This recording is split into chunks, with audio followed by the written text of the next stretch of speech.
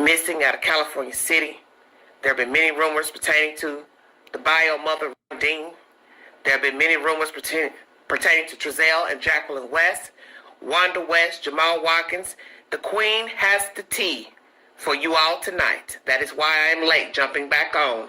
I just got a phone call out of California to bring you all of the tea pertaining to these people. All the lies that you have been told pertaining to Ryan Dean, I will now reveal the said information to all of you in the chat, because you are due that now. You have been bamboozled, hoodwinked by the bio mother. And I stand on the source this morning. I stand on this source. I cannot reveal the source who brought me the information, but they didn't flinch one time in the said information. There's so much I have to bring to you. I wanted to write everything down because I thought I didn't want to forget anything, because you will be floored by what I have to tell you today. The pictures that you have seen uploaded on a YouTuber's channel last night is not one of the children. It has been verified by my source that it is another foster child. All foster children that came into the custody of Trezell and Jacqueline West were returned to CPS. Ryan Dean never had a medical card beforehand. That was a lie. She ascertained that after losing custody of her children. Her older children have been taken into custody by the fathers when all this shit jumped off with those babies. Are you listening to what the Queen is saying to you? The first child was fractured. His leg was fractured. The femur was one of the strongest bones in the body. The child was too young to have jumped, crawled, fell down. It was one of her male friends who fractured the leg of the child. She left the child into the custody of one of her male friends, one of her lovers.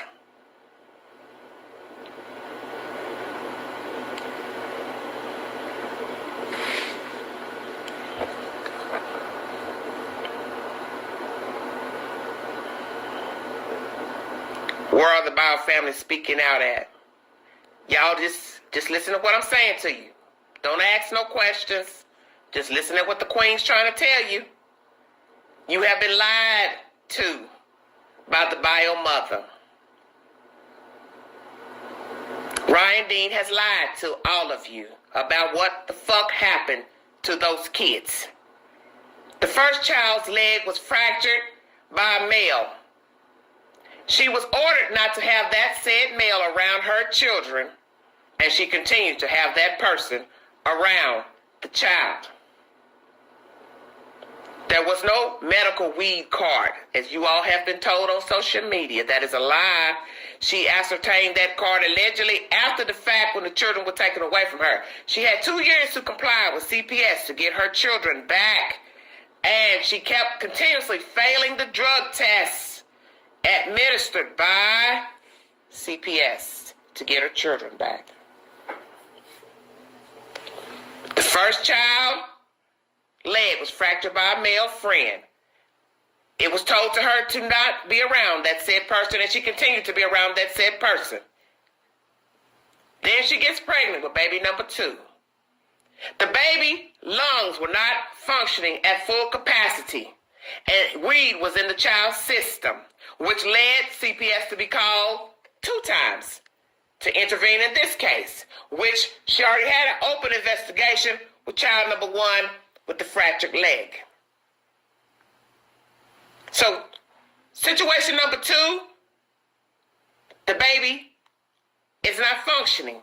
Marijuana has been detected in the child's system.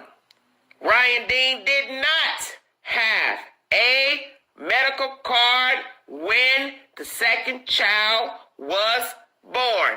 You have been lied to. I stand on my source because the source is close to everybody involved.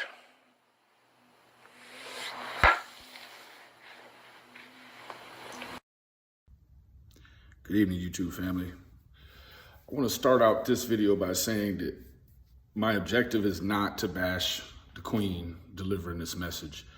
It's only to question what is the relevancy of releasing data and info like this at this time, at this crucial time.